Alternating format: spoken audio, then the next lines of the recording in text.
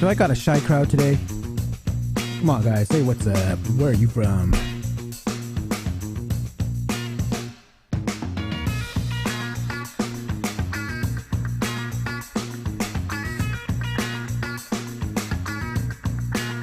I'll be picking a bunch of winners today for the drawing.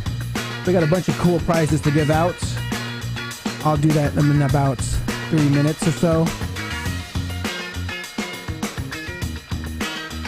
Be sure to put I love SEO in the chat.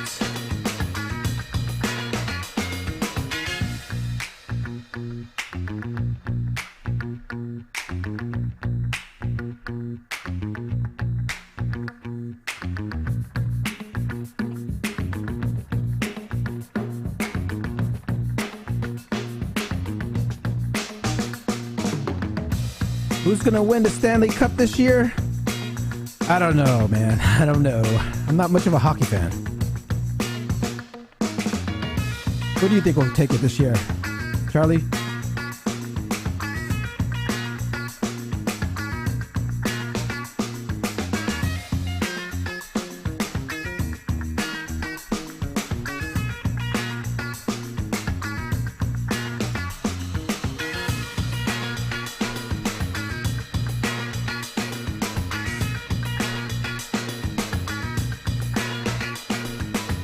Oh yeah, I see Loren. How you doing? Hold on, let me patch you in. Hey, what's up? What's up? What's up? You hear me okay? Yeah, 100%. All right. Cool, cool. No echoes, no nothing like that? You sound good. You look good. Oh, I saw you change cameras.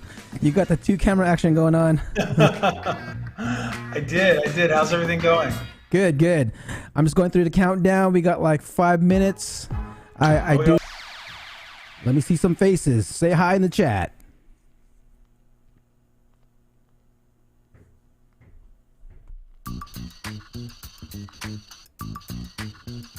Oh yeah, Loren's in the live chat. What's up, Loren?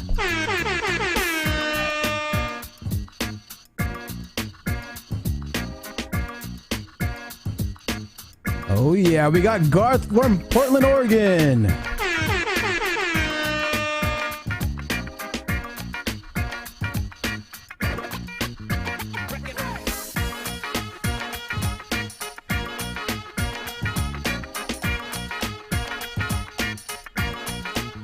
All right, guys, in about 1 minute, I'll choose this week's winners.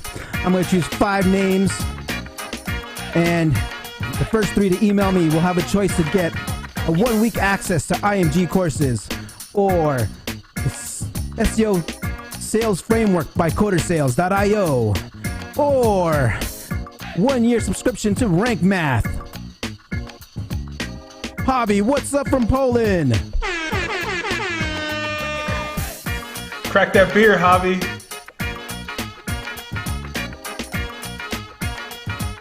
Oh yeah, my brother Greg DeVera. What's up, brother?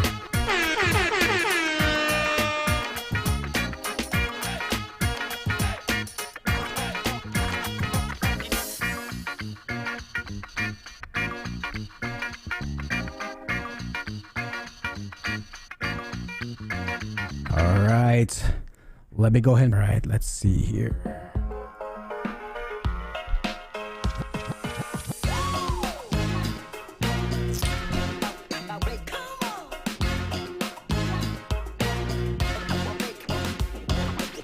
Ten seconds, guys.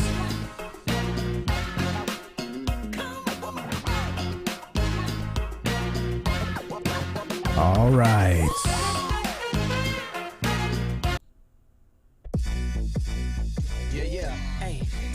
Started, no delay, let's work. Wanna see you be an SEO expert. Paul Andre DeVera, steady dropping knowledge. Over 15 years in the game, so he knows all about it. Master the art of SEO, you will be amazed. Time to get your brand off page to on page. Dropping knowledge, legendary for sure. Whether you're just getting started or self-employed entrepreneur. Yeah, let's go. Subscribe to the SEO video show. Hey.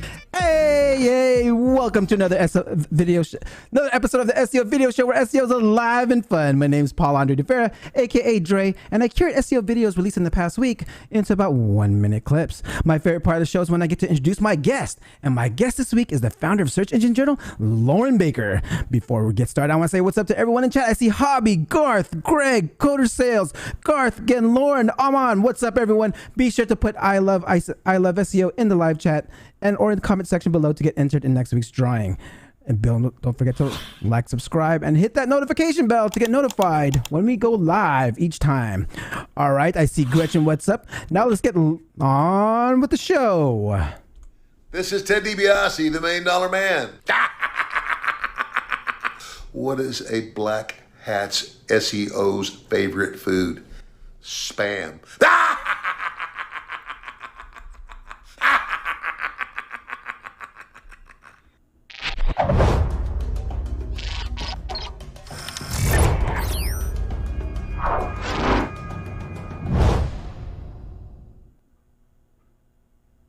All right, first with Google News. Does Google have an index limit?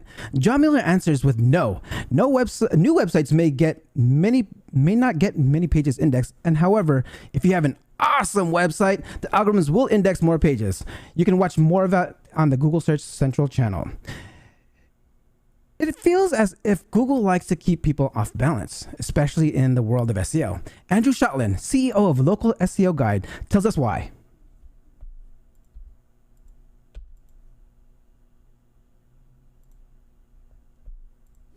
If you really want to get into SEO history, Matt Cutts, who used to be the main Google representative to the SEO community, I believe was quoted as saying that's part of their strategy is to keep people off balance. And I believe he was talking about people who are quote unquote abusing SEO, meaning trying to game Google's algorithms to rank for stuff they shouldn't rank for or something. Where's the line drawn? So sure, they simultaneously want us all engaged in kind of making Google better for users. And at the same time, they don't want us knowing too much because, yeah, there's a lot of power that comes with that knowledge. I feel the same way. We have to take the info Google tells us with a grain of salt. Always test things. We hear a lot about about buying backlinks and exchanging backlinks and can negatively impact your site's rankings. I mean, we can ask our special guest today about backlinks as he has given many presentations around the topic. But before we do that, let's go to Martin MacDonald, former SEO at Orbitz and Expedia, tells us two things you need to avoid when becoming an enterprise SEO. Don't burn your bridges. If you are aspiring to be an enterprise SEO, and harken back to what we were saying earlier, 90% of it is actually getting stuff done. What you need to realize is that you might be the head of SEO, but you are no longer in charge of anything that's related to SEO. You are working in an environment where you absolutely require cooperation across teams, cooperation from other individuals. And the second that you start burning bridges internally is the second that you've basically muted yourself and your ability to execute upon anything. Don't burn any bridges. Don't think that SEO itself is in a vacuum, because it isn't. You are in an enterprise environment, just basically a cog within a much larger organization. As much as we like to think that SEO is the most important thing in the world, the reality is that the business may see things very differently to us SEO people.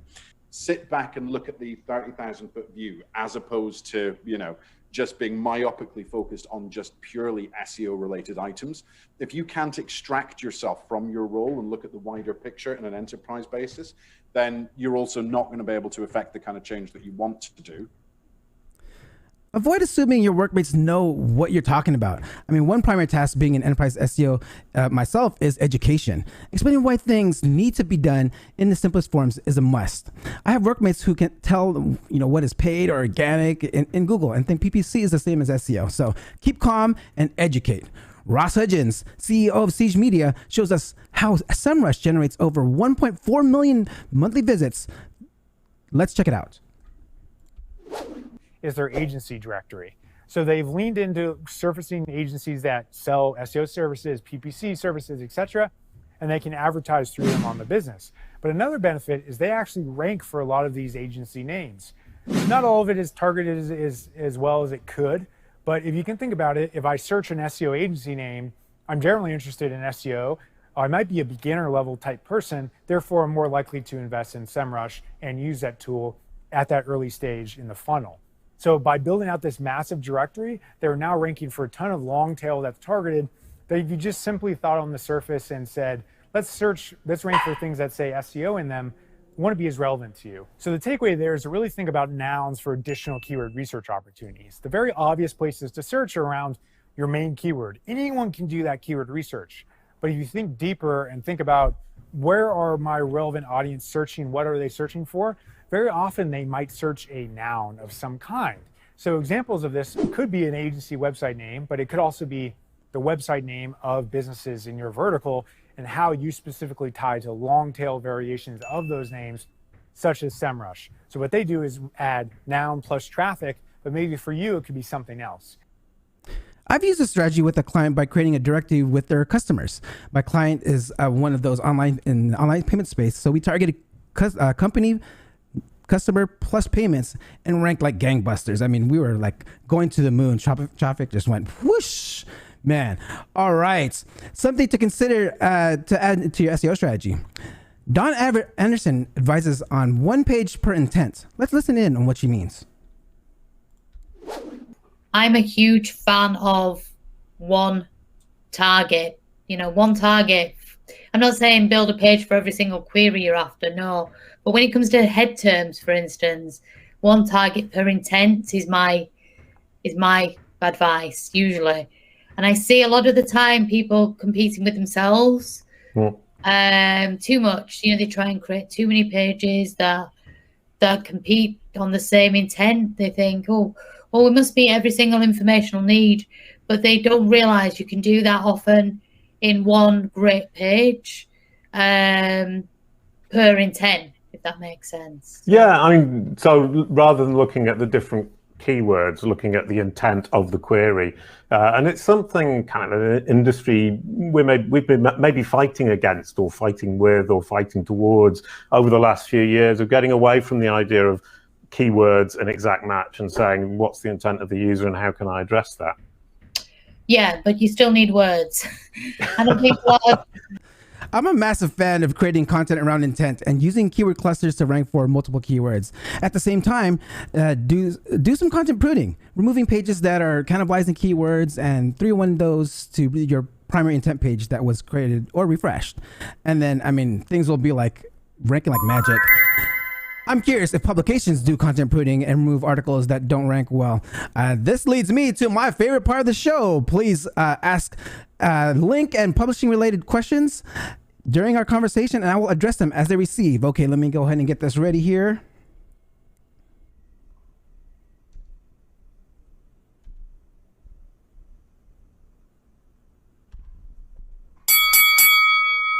Loren's career started in 1999 when he developed innovative digital marketing, organic search, content marketing, and advertising strategies for brands that include Consumer Reports, Current Checks, Palm, George Washington University, and Johns Hopkins. In 2003, he created Search Engine Journal and established it as the leader in internet marketing publications. In 2009, he led and supported the SEO social media and content marketing strategies for clients such as Salesforce.com, Sequoia Capital, HomeAway, Rembrandt, ADT, and Empire Today. In 2013, he co-launched Foundation Digital and works with ESPN, Apartments.com, Rakuten, Groundworks, and American Eagle Outfitters. Please welcome the founder of SEJ and Baltimore Ravens fan, Loren Baker.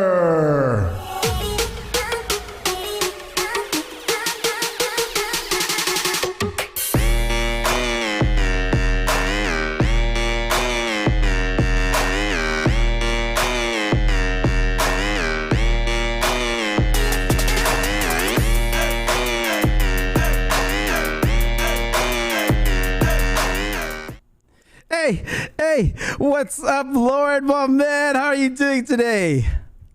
What's going on? I love this energy coming into this show. It's amazing. So thank you. Thanks for that intro. Of course. I had to plug in that Baltimore Raiders fan because I'm playing you Monday night opener in Las Vegas because I'm a huge Raiders fan. And I don't know, are you going to be out there in Vegas for that Monday night opener? No, I looked at the prices, and as soon as I saw what people were charging for tickets, I'm like, no, I'm gonna enjoy watching this at home. I mean, I don't even know how much. Yeah. I mean, I don't even know how much they're charging. But I mean, I'm a season ticket holder for the Oakland Raiders. I mean, I'm based out here in Oakland, and wherever they're at, Las Vegas, LA, Raiders fan for life. So I can't wait for that one. Life. I hear you. Yep. I mean, pretty much my second favorite team. Oh, there you go. Yes, love it. Okay.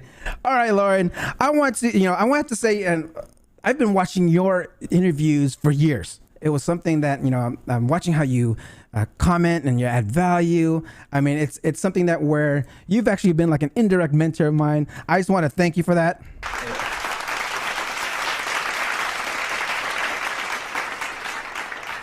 All right, now I need to ask you a quick question about like that last video, because I was actually curious before when I was actually putting this together on publications, like even for like search engine journal and like publications. Do you guys do that strategy of content pruning, removing articles? You guys got thousands of articles that are written on there. Do you actually leave them all up or like prune them or like Yeah, we do.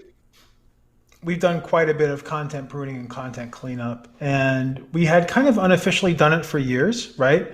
But about 4 or 5 years ago, we went through a very like rigorous exercise. Danny Goodwin and some other people on our team led this, and it was basically content. It's the content that you need to refresh and update, right? Content that can be consolidated because it's cannibalizing or competing with other content on the site, holding back all their rankings in those clusters that people love to hate, right? You're clustered at number 8 and number 9, but if you get rid of number 9, you're probably going to be up there top of fold. So that, and then also content that we should just destroy because it's either so bad, so like outdated or whatever. But then as a publication, you also kind of have the challenge, especially as an industry leading publication, of having some kind of archive of the history of the industry itself. So that was something that we were not used to, because a lot of us also do consulting, is like, okay, so this piece of content, this story that was written in 2008 or 2005 or whatever about social networking at the time, about how to optimize for Dig or like Reddit in its infancy or something like that. It was useful then. Should it be updated? Should it be burnt and destroyed with a 410, or should we archive that somewhere? Because there should be an archive of how things have changed over the years, right?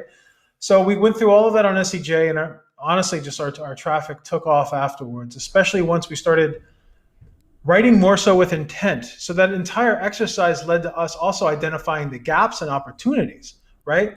What can we make better? Obviously with rewrites and refurbishes. And then also, what had we not written, but we should definitely jump on based upon some basic gap analysis via our good friends SEMrush or whatnot. So, yeah, all of that was a really interesting exercise, and it's led to quite a bit of growth. We used client, since again most of us do consult. We use client wins and case studies and other stuff that we had read out there. I think Moz did this a couple of years ago as well, before us, clean things up. But then also all the learnings from our cleanup, we ended up sharing as well, because that's what SEJ is all about, right? Educating the SEO community. And one thing I really like to do on SEJ that I've done for years and that we've done is just part of our company culture is experimentation, right? So hey, should this work? Does it work? Well, I'm not going to necessarily experiment all the time on a client site and jeopardize the relationship with the client. So let's try it out on SEJ, see how it works, and then share it for the rest of the community. Dropping those knowledge bombs. Love it, love it. So big publications do content printing. So that's a good strategy, guys. Be sure to put that. You know what, Loren? I need to rewind this a little bit. We need to know, how did Loren get into SEO? You want to go back that far? Yes, that far. Back in, I think I remember hearing you started back when you're in college, or like right when you graduated. You go out, that far. I want to go that far. Yeah, it was a little bit before the Tampa Raiders Super Bowl, actually. So So it does go back to college, and I'm totally dating myself.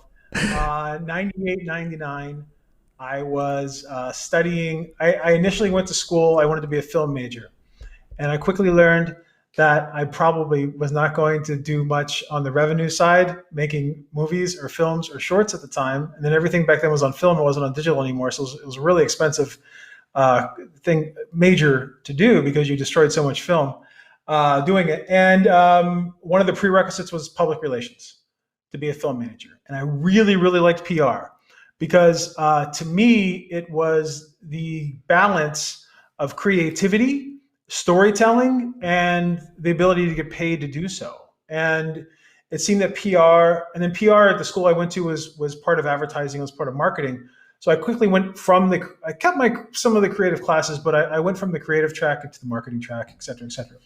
98, 99, I found an ad that someone had launched a digital advertising company and was looking for an intern. And I took the job.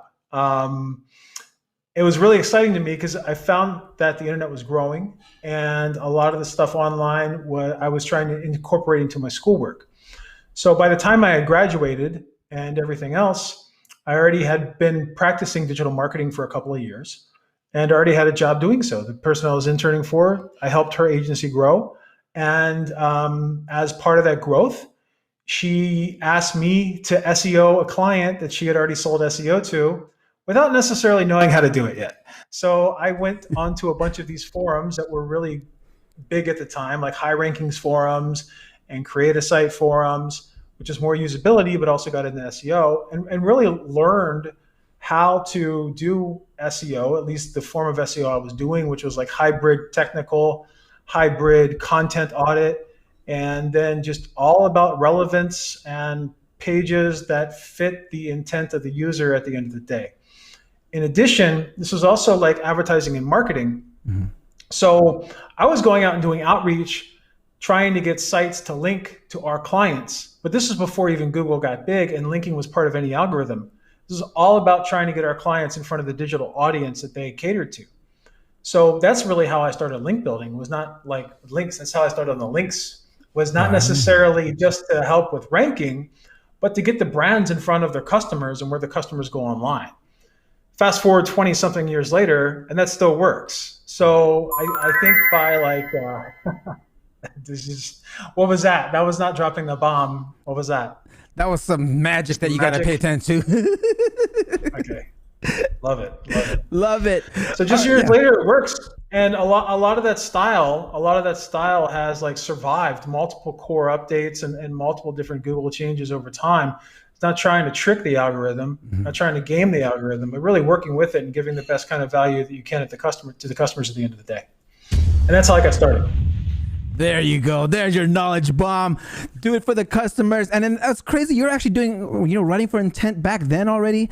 And now it's really huge now, right? And this is like how it's the behavior people are searching, which, is totally awesome. I mean, you are like way ahead of your time, a pioneer in SEO.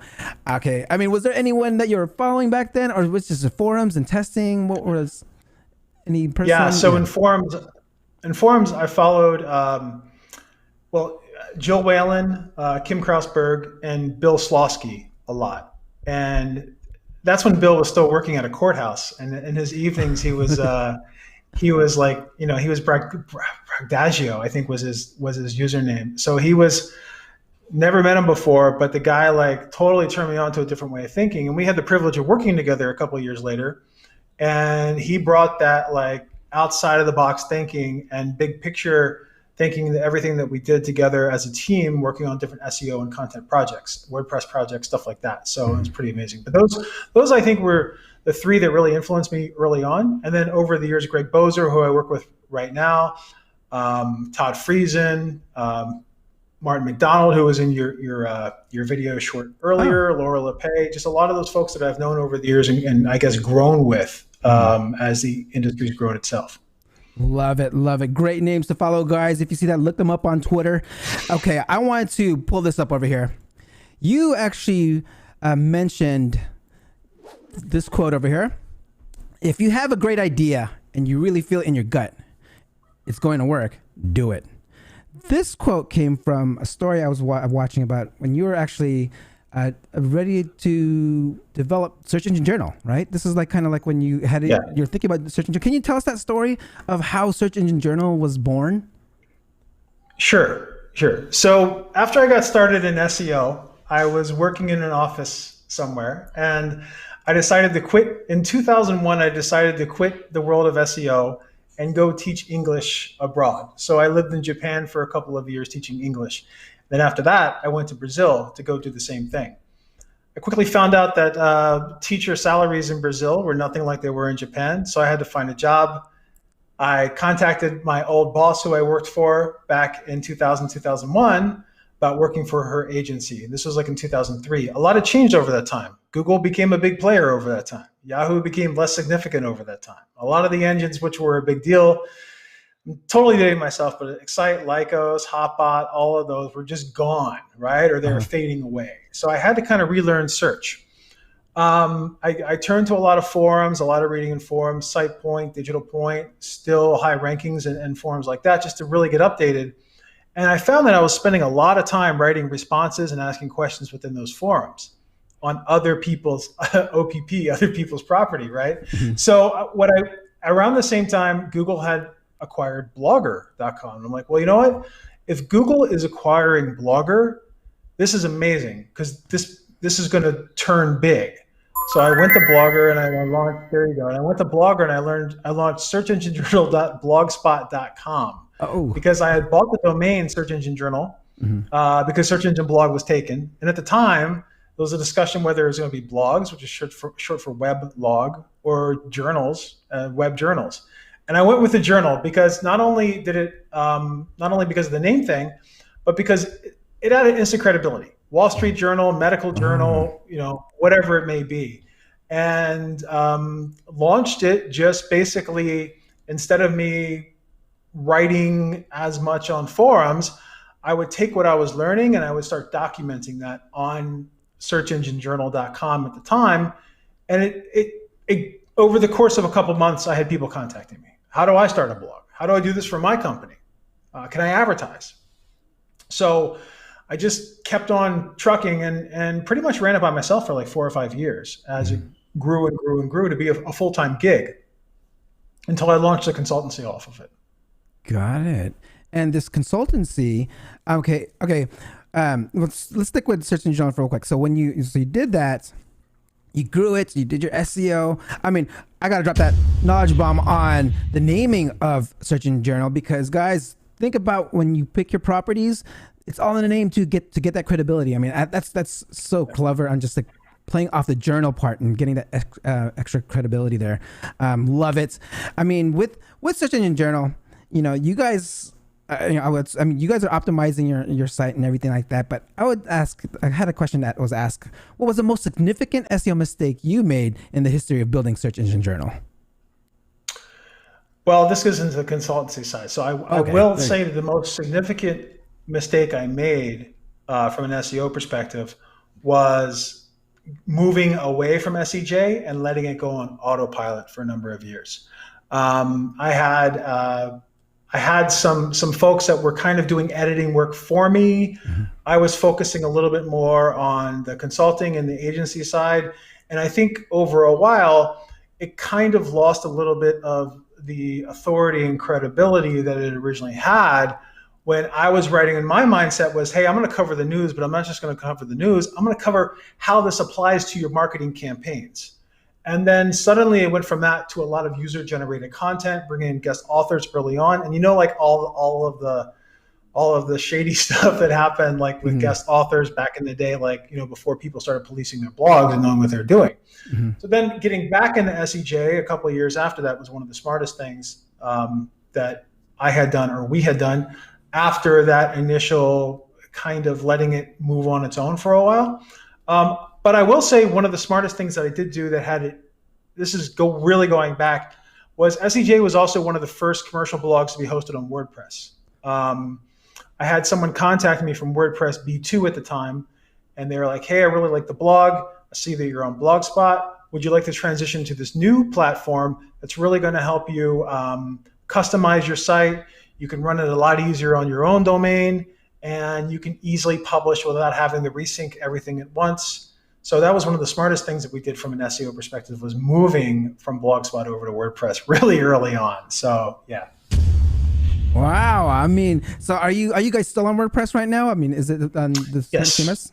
And how would you recommend that to any SEOs out there that trying to get their web property up? I mean, what would you tell them? WordPress, go with it if you have the budget, or actually you can get it for free, right? Yeah, I mean, you can get it for free. There's lots of different hosting platforms out there that have managed WordPress hosting where they'll basically set everything up for you. They already have a lot of the themes internally. One of the biggest things I would say, and this still happens, is be careful where you get your themes from. There's a lot of WordPress theme shops out there that will have links within the footers, that will have links within other parts of the site to maybe sponsors or things like that. But be really careful where you get your themes from. Make sure you get them from the source, and then also look at hosting companies this sounds very basic, but from an uptime perspective, from a speed perspective, especially with Core Web Vitals becoming more important this month throughout the course of the summer. And really, really work on that speed, and don't do too much, right? Don't take something that's made to be fast and made to be super simple and overcomplicate it with layers and layers of rendering and unneeded graphics and things like that.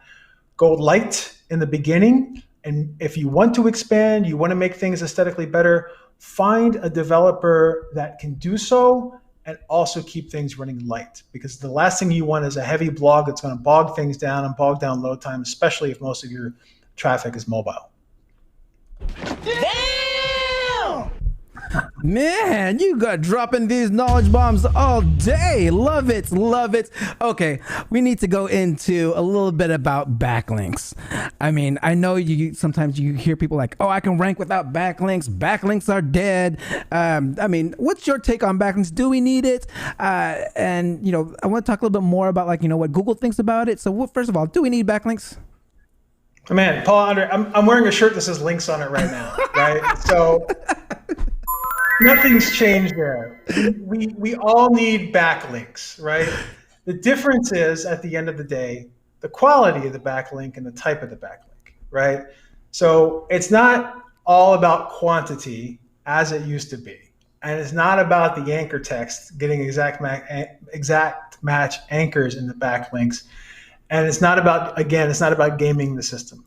It's making sure that the links that you can obtain are from within relevant content and relevant copy on a site that's relevant to whatever you're pointing it to at the end of the day, and a site that also has legs on its own, right? Mm-hmm. So the best backlinks I can get are on sites that have a story, that have written about something, that highlight my client, that link to my client as a resource, and that site or that story ranks in Google, so people are finding it, right? One really good way to go through and find what is probably your highest quality backlinks is not to look at DA, it's not to look at DR or whatever the metric is out there on its own. It's to go into your referral log in Google Analytics and look at the sites that you've gotten links from that also refer traffic to you, because those are going to be your most powerful links. Got it. Love it. Okay, we actually got a question here from the audience on backlinks. It goes, how has your backlinking strategy from 5 years ago changed to today? Also, go Broncos. Oh man, we got some more football fans in here. AFC West. Broncos get a quarterback yet? Oh. Are they going after Aaron? Oh man. How's my backlink strategy changed from 5 years ago? Mm-hmm. That's interesting. I would probably say that one, I tend to stay away from sites that either transparently have sponsored backlinks or sell backlinks and don't admit that they do, or are selling them on the DL, right? So I really try to stay away from any sites that do that. Also, I don't really care if a link is no followed anymore or not. I wholeheartedly believe that Google considers you can't no follow the most important. the most important sites on the internet cannot follow all their links, and then suddenly Google can't discover quality content anymore, right? Mm-hmm. So if TechCrunch and Forbes and Yahoo and all of these different publications, BuzzFeed, all these different publications that people go to find information, suddenly follow everything, how's Google going to find anything new and discover anything new, right? So, thank you. So I really focus a lot less on whether a link is followed or no followed anymore. Of course, I want to have a follow link, but I'm never going to say no to a major publication that wants to link to me as well. I'll also say that I do enjoy creating impactful content that will attract links on its own over time, rather than trying to obtain one link at a time, link by link by link by link. I'd rather invest in a larger piece of content, whether it's an interactive piece or even infographics or just like long form guides that either will rank on their own and attract links. There'll be resources, people that are writing and you know how it is with writers, right? I always have to retrain writers because when they go to find sources, they'll just see what shows up in Google. And I'll say, hey, look, those aren't the sources. Find the real sources that those articles are writing about, because that's who you want to cite at the end of the day. But at the same time, if I can be a source, right? I know those, because writers do this, they're going to find me and link to me no matter what.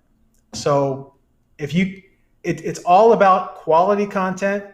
It's all about doing something that's different than your competitor, doing something that people are going to want to share, and having it there and making linking easy. So whether it's an embed code or something like that, that publishers can easily copy and paste into their own posts, that's definitely a nice tip to do it and really bridge that gap and make it easier from that side too. Now, outreach and stuff like that is still very important, but you can't outreach forever.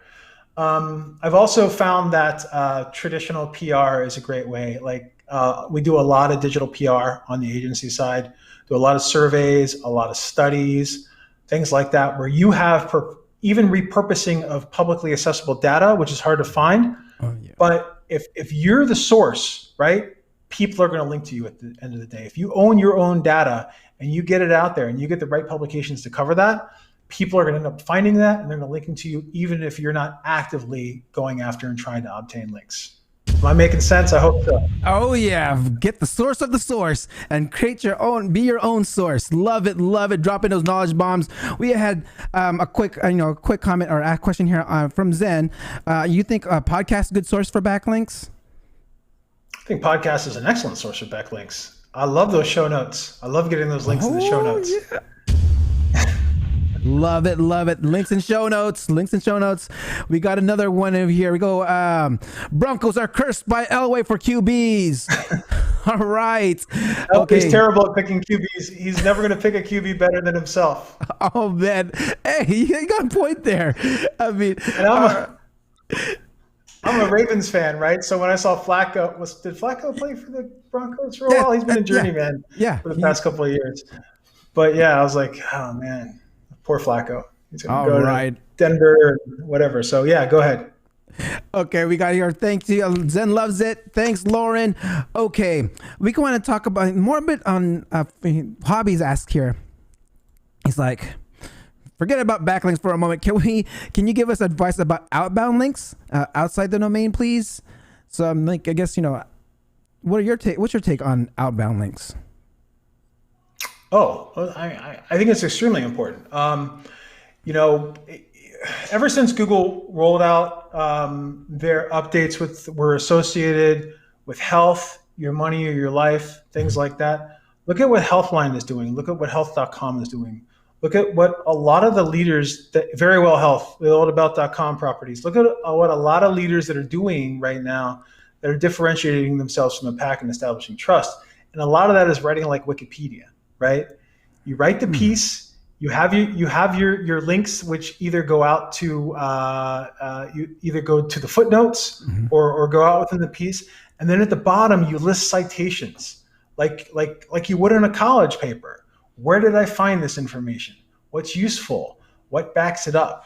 Especially if you're in the health space or any spaces that are borderline health space, right? So Google considers things like CBD or hemp to be in the health space.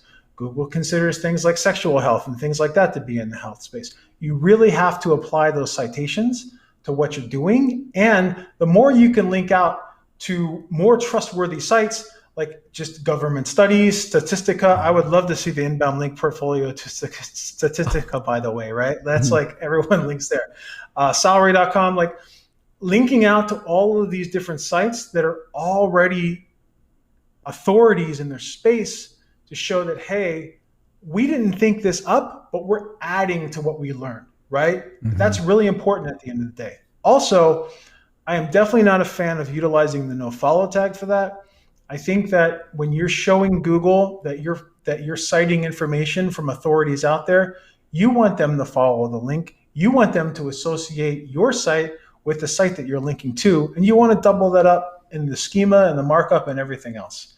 I think it's extremely important at the end of the day. So outbound links are almost as important as inbound links are. Boom, love it, Hobby. Hope that answers your question. Okay, we got another question here on cannibalization. Aman asks, how does Search Engine Journal manage cannibalization? I think we kind of touched this a little bit earlier, but I mean, can you touch a little more about it? Yeah, so cannibalization was one thing that we definitely tackled during the cleanup that we did at SEJ, right? And then moving forward, our editorial strategy is 100% search-based. It's based upon, well, we have our news editorial strategy, and then we have our evergreen editorial strategy. So the way that our evergreen editorial strategy works is Danny and Miranda, Danny Goodwin and Miranda Miller on the editorial team work with myself and Vahan Petrosian on the SEO side. And what we do is we identify gaps of what we need to write about or what we need to write better. And we make sure that we've consolidated things beforehand, right? Then we send those needs over to the editorial team, who then will either task that internally, or they'll put together a list every month with the contributing writers that we have on SEJ, drop that list into our Facebook group, and let writers that want to write about those topics claim those topics. That way, everything that we do, not only from an internal editorial perspective, is well planned, and it's planned with intent to grow the site, but also contributed content is also part of that, right? So we're treating contributed content as seriously as we do our internal content. And then by planning and making sure that, hey, anything that does cannibalize, we will consolidate. And where we've run into cannibalization over the past couple of years, ever since our cleanup, has been when we put together things like ebook chapters which may conflict with past posts that we've done in the past. So we make sure that if we're doing a new ebook chapter, sometimes we'll canonical or rewrite the old post to the new one. That way we're not necessarily introducing a new aspect. And then also, if we see that something is doubling up in our SEMrush reporting or any rank reporting, we'll look at that, right? You see that keyword appear twice. Why does it appear twice? We're number 8 and number 9, or we're number 8 and we're number 23, right? So in that case, we will identify those scenarios and then consolidate accordingly, cut one out, whatever it may be, to see if that one that's number 8, again, can get to the top of the rankings, get where the real traffic comes in. Excellent! All right. You're just dropping them all day. Love it, man. This episode is hot. Okay. I want to go into more of the publishing part, right? I mean, like you did a presentation on how to create publishing powerhouse. I'm curious from there. I want to get what are the top 3 SEO action items a publisher needs to do to get things going to be that SEO powerhouse? Cool. Well, number 1 is clean things up, right? Clean up your backyard. Make sure that you're policing anyone that wants to contribute, right? And then clean up your links, right? Clean up your link portfolio, your outbound links, things like that, especially if you've been around for a long time. Secondly is to build a plan and to build an editorial calendar. It sounds very simple, but like most things that are simple, sometimes we just overlook them, right? So the ability to visualize what you're going to do and where you want to be is extremely helpful, no matter what you're doing in life, right? So by doing that from an editorial calendar perspective, you can say, this is what I want to write about. here are the search volumes, here are the terms, here are the yada, yada, yada. And if we can do this, we can obtain that growth over time. So I think that's extremely important. And from the third aspect, in addition to things like usability, design, like looking like you're the boss, even though you may not be yet, you know what I mean? Like, especially like a journal when you're just like one guy blogging in the kitchen, like stuff like that is very important. But then also building those relationships with other publications or other publishers. Mm-hmm. One of the things that really skyrocketed our growth early on in SEJ was sites like Moz linking to us in the sidebar, us linking to them. Sites like the Google blogs early on, all linked to like the top SEO blogs out there. And that really helped. And it might sound a little bit dated. Like, I don't even know if people do blog rolls anymore or anything like that. Like, I haven't seen them for a long time. Mm-hmm. But building relationships, like those relationships that were built years ago are like collabs are now, right? Collaborations. And collaborations are everything right now. From a fashion perspective, from a digital perspective, from J. Cole dropping on everyone's album, like left and right, like collabs are the shit. So what we have to do is make sure that those partnerships that you build online or offline can become collabs in the future. Why not doing a collaboration from an ebook perspective, a collaboration from an email perspective, co-registrations for email, collaborate on studies, collaborate on data, collaborate on infographics, like whatever you can do on that side to get your publication in front of someone else's audience and their publication in front of yours is just ongoing growth across the board. And it sounds very simple, but we're doing this right now, right? I'm going to invite you on my show soon, right? I'm on your show. You have people that on here that may not watch the SEJ show. I have people at the SEJ show that may have not seen the SEO video show yet. Let's get together. Let's collaborate and listen and bring those new users on.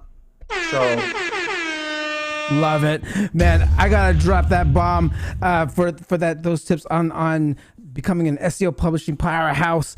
All right, we had a comment here from Zen. Dre plus Loren equals charisma plus actionable steps equals fire. Thank you, Zen. Ooh. That's woo-hoo-hoo. Let's put that smoke out there. Oh, all right. Let's see. We got something here from Garth. All right, guys, I think this is going to be my last question before I ask my last question because we're coming close to time. But Garth asked here, when do you decide to split out an article into 2 or more articles? Yeah, that's a really good question. I think a lot of it has to do with length, right? Like no one wants to scroll like until your thumbs get sore. You know what I mean? Like, so everything that we do that I like to do, I think of it from a mobile experience perspective, right? Like some of the stuff that I work on right now, like SEJ, it's B2B, so our desktop use is still pretty high. But most of the B2C stuff that I work on right now, it's like 80% mobile, right? So where do you get to the point, even from a usability perspective, where it just becomes too long of an article or too long of a piece? Now, and then you might want to cut it up, and you might want to cut it up based upon themes in those articles and stuff like that. What you do not want to do, what you absolutely do not want to do, is have like the URL structure and then like a -1 at the end, and then URL -2, and then same exact URL -3. And what you don't want to do is do yada, yada, yada, title part 1, title part 2, title part 3. That's really going to confuse things from a Google perspective. You also don't want to clone your like descriptions and stuff like that because it's going to show up as errors on your crawl reports. So what you really want to do is, from a storytelling perspective, is find out a way to split up that theme across the board. And then maybe there's also a thing that I call them Fishtail Posts. There's probably a lot of other names too, but like you take a listicle and maybe it's 11 top points to grow your SEO site or something like that, right? And then each of those points should really link to a new article at the end of the day, because it keeps people integrated into your site and finding more information. And you're also you're utilizing that main post, that main listicle, almost as a table of contents. So think about that if you're taking an existing post that's really long and dividing that into 3 parts or something like that, you're going to want to have like intro, next part. Make sure you're differentiating between them. you can connect them accordingly, but also make sure they live on their own. They can live and breathe on their own and develop their own legs over time. Like if someone goes to part 2 or part 3, they're not missing out. It's almost like a movie, right? You show up to see Return of the Jedi. You kind of need a little bit of background information, but not really that much. Think of it that way.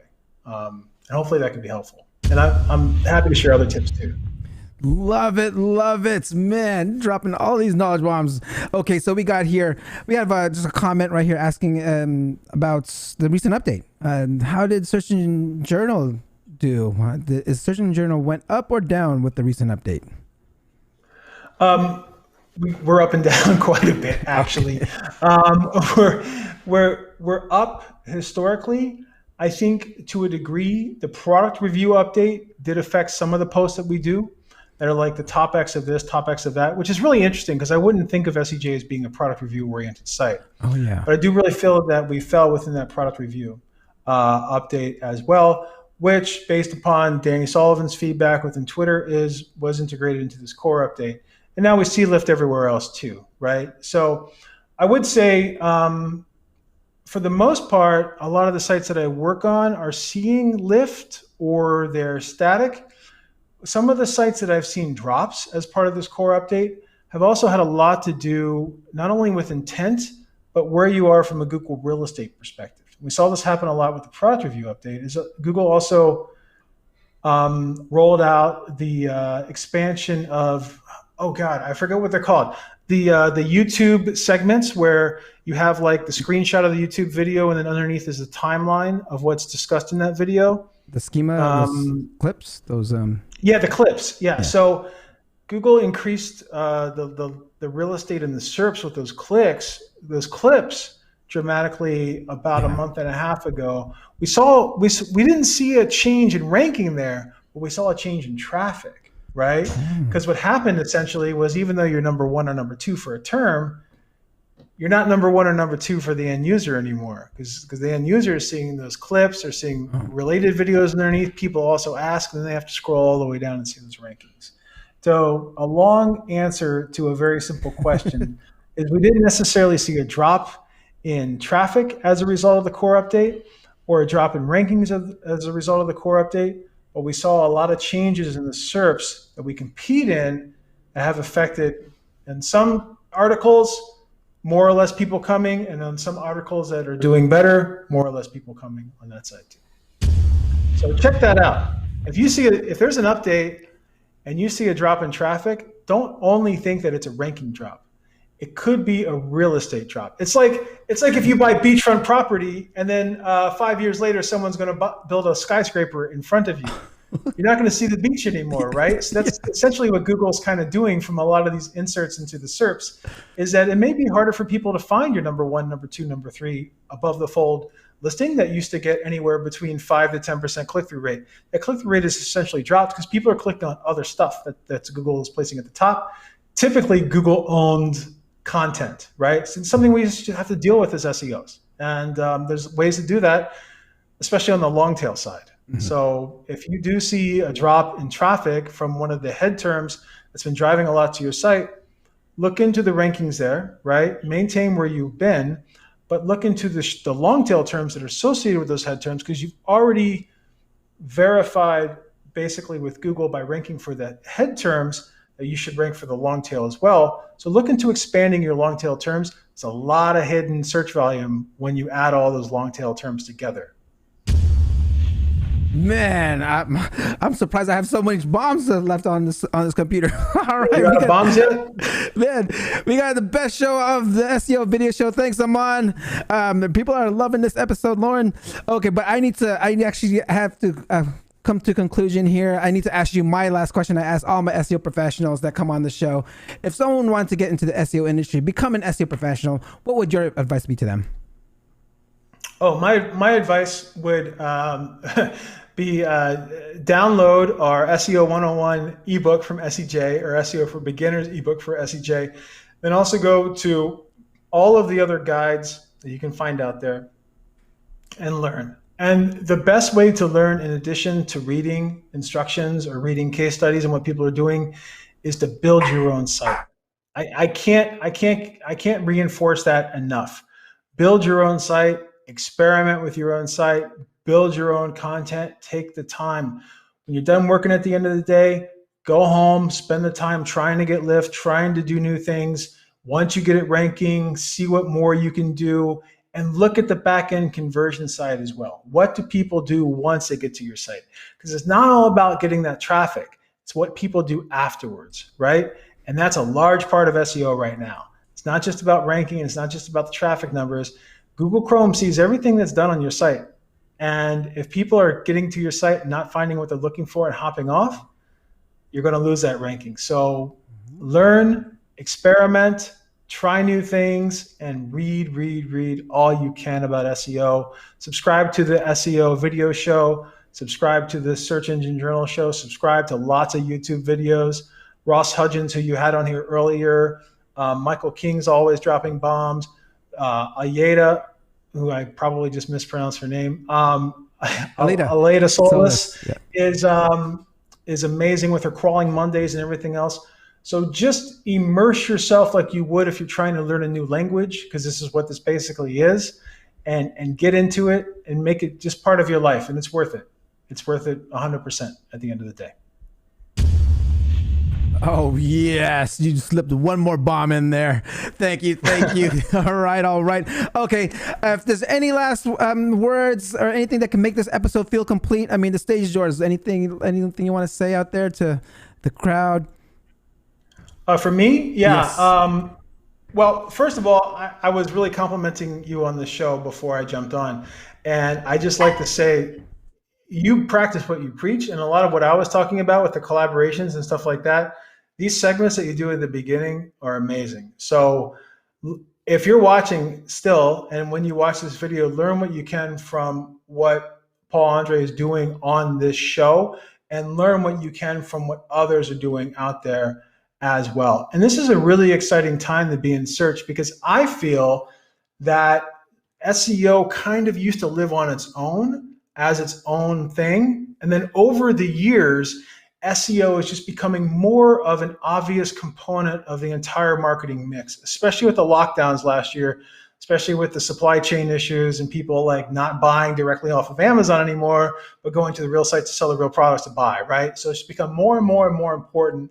And I can't think of a better time to be doing this in this industry, although I've been doing this for 20 years. Every day is exciting. And if you're thinking about getting into this industry, one thing that I really like about it is that things always change. So it keeps you on top of your game no matter what. So like I said, read, watch videos, and try to stay ahead of the curve as much as you can, and try to anticipate where Google's going, because that's going to get you those rewards down the road when you really need them and your competitors aren't doing it. You managed to slip one more in there. Thank you again. Thank you, Loren, for being my special guest today. If you can you please hold on for just one quick second while I sign off the live stream here? Sure. Cool. I do have one question for you, though. Oh, yeah. Do you have a second? Yes, of course. How long does it take you to get that hair like that in the morning, man? I am so jealous. It takes me about a good 15 minutes. I mean, I actually shape it. I'll pat it down right here. It's like, oh, is there a little curve here? So I'll pat it down. Yeah. I mean, it's movable. It's manageable. Nice. I love it. Yeah. All right. That must be an Oakland thing. Oh no! I mean, it's a Dre thing. It's my personal brand here. You got it. All right, guys. Thank you. Hold on. Let me go ahead and sign off here. All right, guys. That concludes another episode of the SEO Video Show. I hope you loved it, learned something new. I think my knowledge bomb button broken, or it's not. Oh, hopefully not. But don't forget to like, subscribe, and hit that notification bell. And I will see you next week. Peace out. Thank you for watching. Hope you come back next week. Make sure to subscribe. You don't want to miss a thing. Hope you learn something new, cause the vibe is incredible. From the special SEO professionals, SEO video show. Let's work. Want to see you be an SEO expert. Paul Andre DeVera helping you step it up. No delay right now. Time to level up. Hey, thank you so much for watching. Make sure to subscribe. Woo.